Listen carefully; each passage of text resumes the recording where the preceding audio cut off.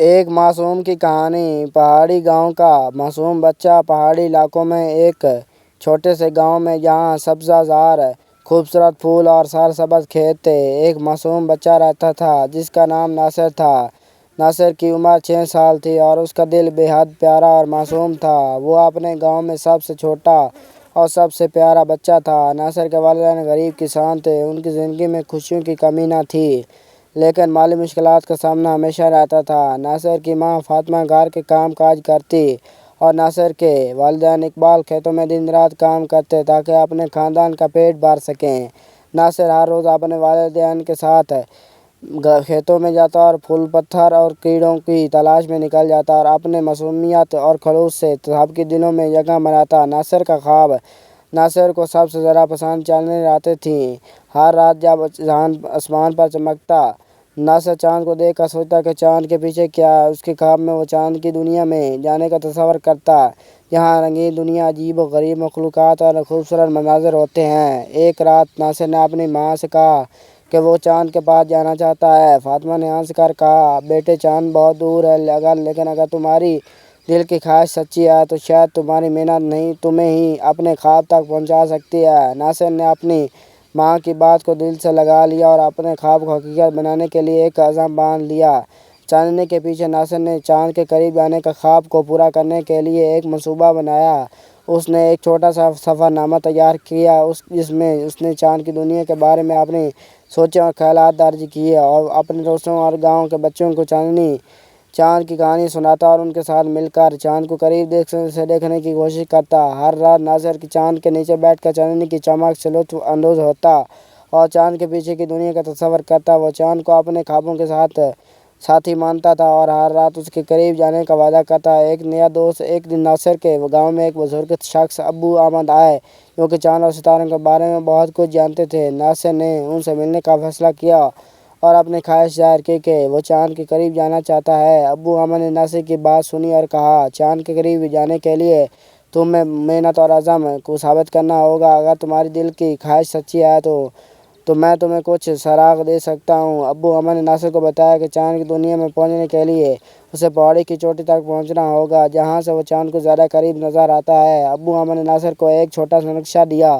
اور کہا کہ یہ نقشہ تمہیں چاند کے قریب پہنچنے میں مدد کرے گا۔ پہاڑوں کی طرف سفر۔ ناصر نے ابو احمد کی دی ہوئی نقشہ کو دیکھا اور اپنی ماں سے اجازت مانگی اور پہاڑوں کی طرف سفر کرے۔ فاطمہ نے ناصر کی حوصلہ افزائی کی اور اسے نصیحت کی کہ پہاڑوں پر سفر کرتے وقت محتاط رہے۔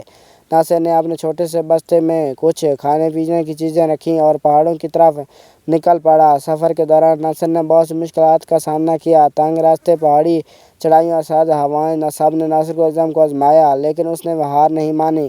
چاند کے قریب کچھ دنوں کی محنت کے بعد ناصر پہاڑی کی چوٹی پر پہنچ گیا۔ جب اس نے چوٹی سے نیچے دیکھا تو پورے گاؤں کی خوبصورتی نظر آئی۔ چاندنی کی چمک اور پہاڑوں کی بلندی نے ناصر کو حیران کر دیا۔ اس نے چاند کی طرف دیکھا اور محسوس کیا چاند کی دنیا حقیقت سے زیادہ خوبصورت ہے۔ چاند کی روشنی میں ناصر نے اپنے خوابوں کی حقیقی دنیا کو محسوس کیا۔ اس نے چاند کی چمک سے محظوظ ہو کر اپنی محنت کی کامیابی کا جشن منایا۔ چاندنی رات نے ناصر کو اپنے خوابوں کے قریب پہنچا دیا تھا۔ چاند کے پیغام۔ چاندنی رات میں ناصر نے ایک خواب دیکھا کہ چاند اس سے بات کر رہا ہے۔ چاند نے کہا، ناصر، تمہاری محنت اور عزم نے تمہیں یہاں تک پہنچایا ہے۔ یاد رکھو، اگر تم اپنے خوابوں کو حقیقت بنانا چاہتے ہو تو تمہیں محنت اور سچائی ایمانداری کے راستے پر چلنا ہوگا۔ چاند نے ناصر کو برکتوں سے نوازا اور کہا کہ وہ اپنے خوابوں کی دنیا کو اپنے گاؤں میں واپس لے جائے گا۔ ناصر نے چاند کی باتوں کو دل سے سنا اور وعدہ کیا کہ وہ اپنی کامیابی کو اپنے گاؤں کے لوگوں کے ساتھ شیئر کرے گا۔ واپس گاؤں۔ ناصر نے پہاڑی سے واپس گاؤں کا سفر شروع کیا۔ راستے میں اس نے نئے دوست بنائے اور اپنے سفر کے تجربات کو دوسروں کے ساتھ بانٹا۔ ویڈیو کو اینڈ تک ضرور دیکھنا اور بھی زیادہ مزہ آئے گا، اور چینل کو بھی سبسکرائب کرنا اس طرح ویڈیو دیکھنے کے لیے۔ وہ واپس آ کر اپنے گاؤں کے بچوں کو چاندنی راتوں کی خوبصورتی، چاند کی دنیا کا خوابوں اور اپنی محنت کی کہانی سناتا۔ گاؤں کے لوگ ناصر کی کہانی سے متاثر ہوئے اور اس نے اپنے گاؤں میں تعلیم اور ترقی کے منصوبے شروع کیے۔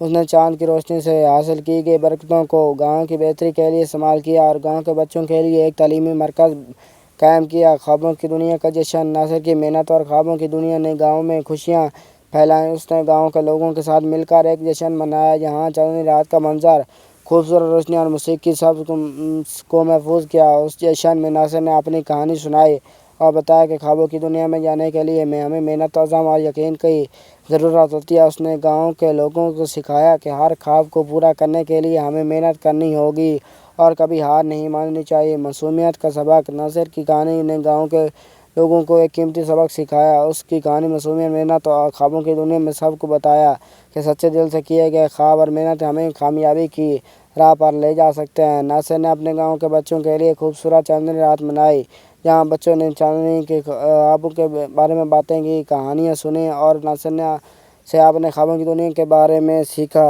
اختتام: ناصر کی کہانی ایک معصوم بچے کی کہانی ہے جو اپنے خوابوں کی دنیا کو حقیقت بنانے کی کوشش میں کامیاب ہوا۔